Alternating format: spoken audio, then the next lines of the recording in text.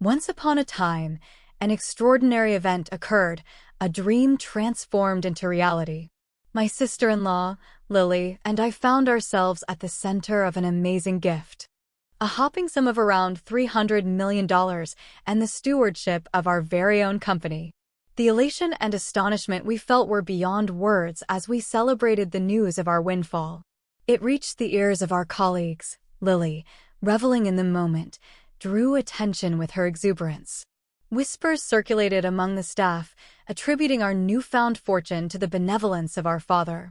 Lily, in her pride, asserted her preference for subtlety, declaring, "I don't make noise." The plot thickened when my husband was granted ownership of the company and a substantial sum of $3 million. The revelation elicited laughter from one of the workers, leaving my older brother and his perplexed wife, OSS.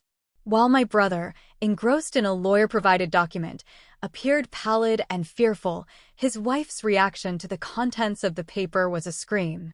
I am Anna, 29 years old, entrenched in my father's business since my youth, witnessing him build a company from scratch.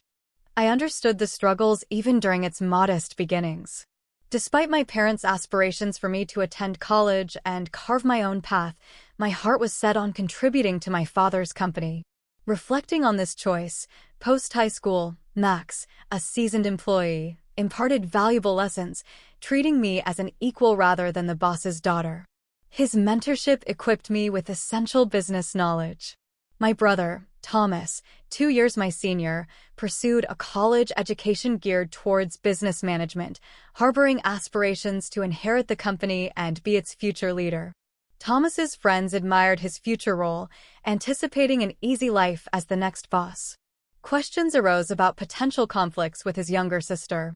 Thomas assured them of my disinterest in the finer things, depicting me as quietly working behind the scenes, married to Lily, who reveled in extravagance. Thomas indulged her desires, fostering the belief that such a lifestyle would elevate his chances of becoming the boss.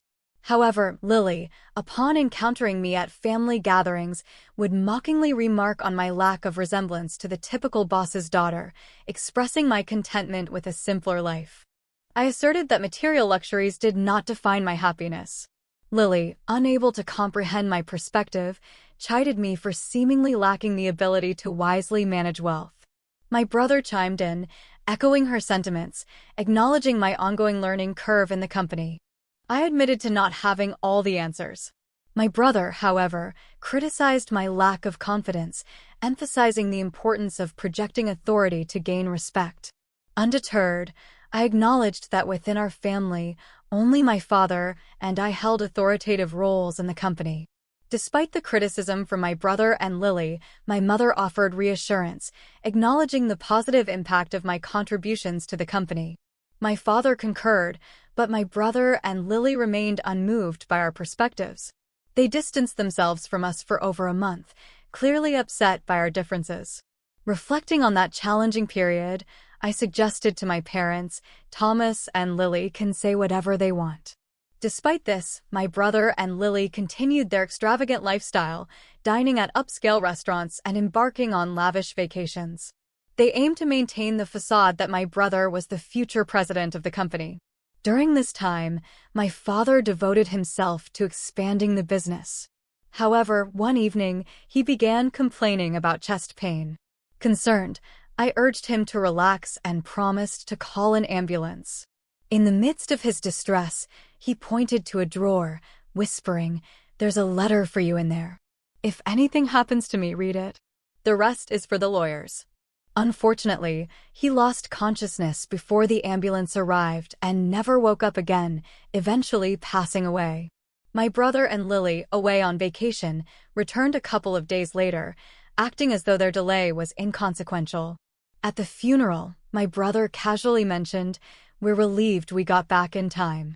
Who would have thought that Dad would pass away while we were on vacation?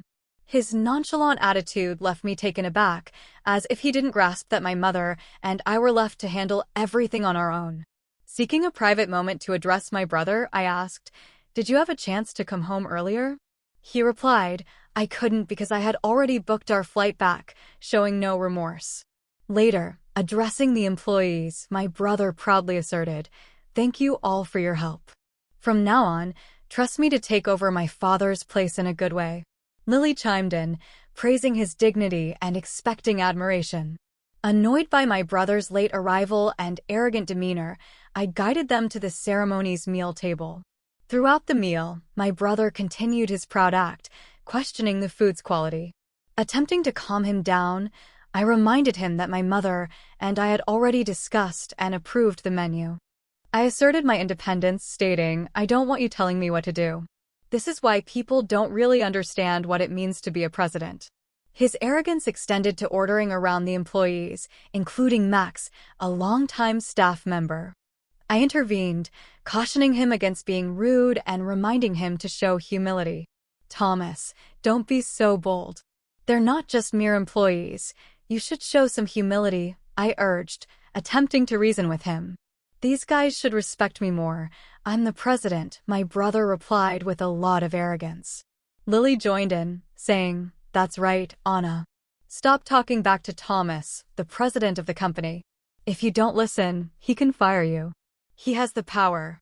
As my brother and Lily were making a scene, a man appeared and said, "I'm sorry to interrupt. Your father asked me to take care of his inheritance." He was the lawyer my father had hired while he was still alive. I recalled my father mentioning a lawyer, and it turned out he had thought about what would happen after he was gone. My brother and Lily got excited when the lawyer mentioned inheritance. They welcomed him into the room with smiles, eager to get things done. Quickly, however, as the lawyer was talking, my brother started crying, saying, "Wasn't my father's inheritance worth $300 million? Lily was thrilled to hear this and exclaimed, $300 million. That's so much money. Having a company with that much money is like a dream."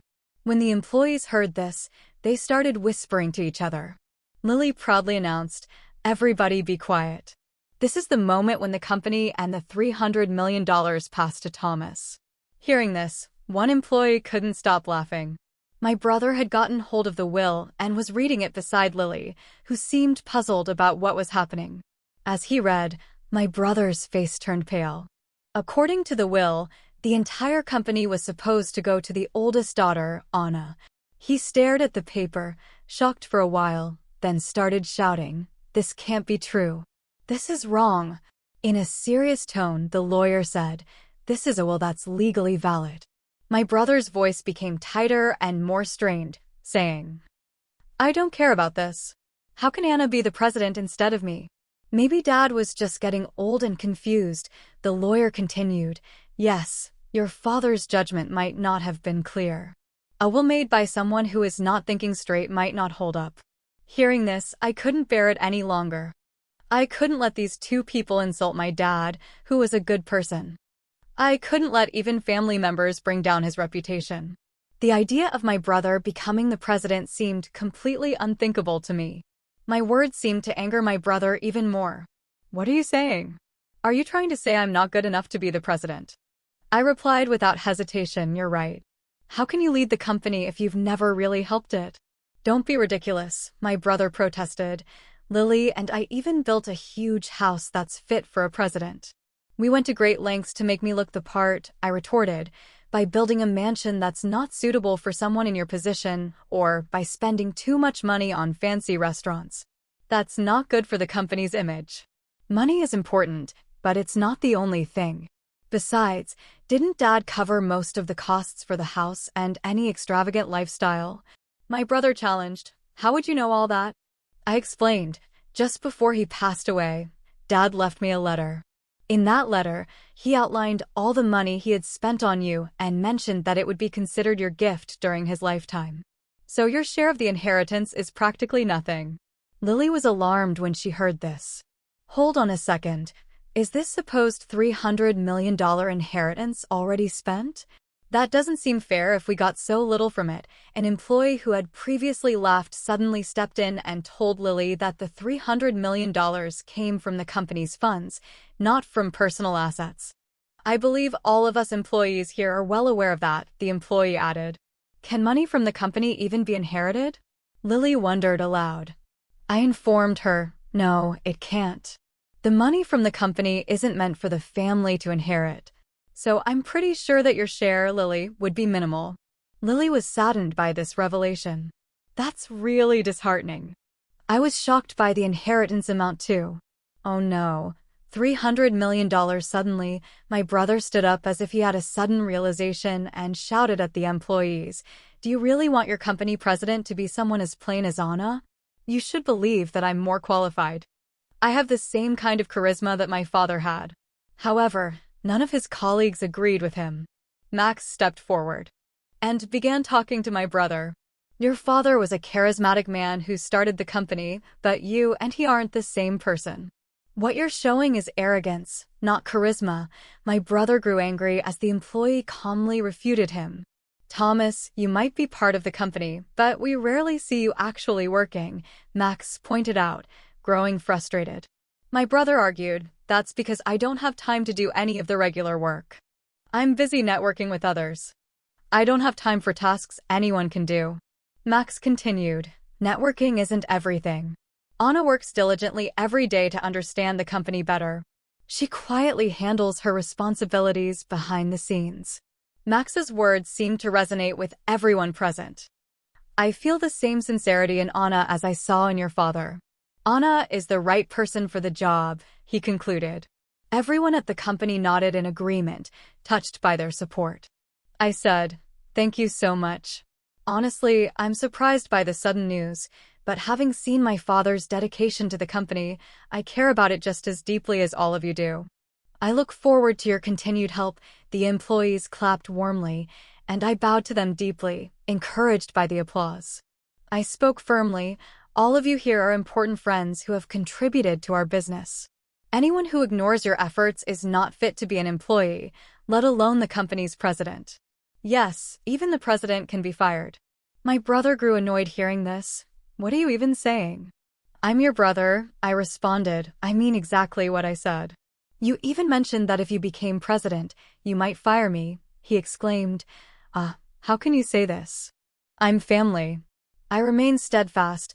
I can't keep an inefficient employee on the payroll just because he's related. This is completely absurd.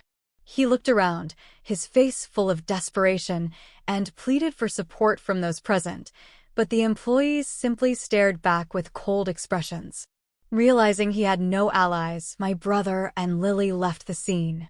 After that, Thomas lost his job and relied on the small inheritance he had received. However, the funds dwindled quickly, and he turned to me, asking for a loan.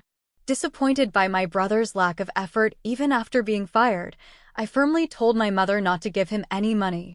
His friends, who had once supported him, abandoned him when they found out he lost the presidency to his sister. Lily, who had expected to be the company president's wife, found herself in a tough spot. Eventually, they decided to sell their mansion. The money from the sale allowed them to sustain their lifestyle for a while. However, with no income, their savings diminished rapidly. They reached a point where they had nothing left to sell and couldn't afford their living expenses. When they tried to find work, no one would hire them due to their lack of experience. Thomas managed to get a part-time job at a convenience store, a role he was unfamiliar with. He faced criticism from younger part-time employees. Lily's situation changed as well. She couldn't continue as a full-time housewife. She joined a group of part-time housewives and worked as a cashier at a supermarket from morning to night, earning a modest monthly salary. On the flip side, I applied what I learned from my behind-the-scenes work to help the company. Max and the other employees collaborated with me, leading the company to steady growth. My brother's situation unintentionally strengthened the unity among the employees. I made a promise to keep working with my mother to expand the business. Our goal was to bring more happiness to my Father in heaven.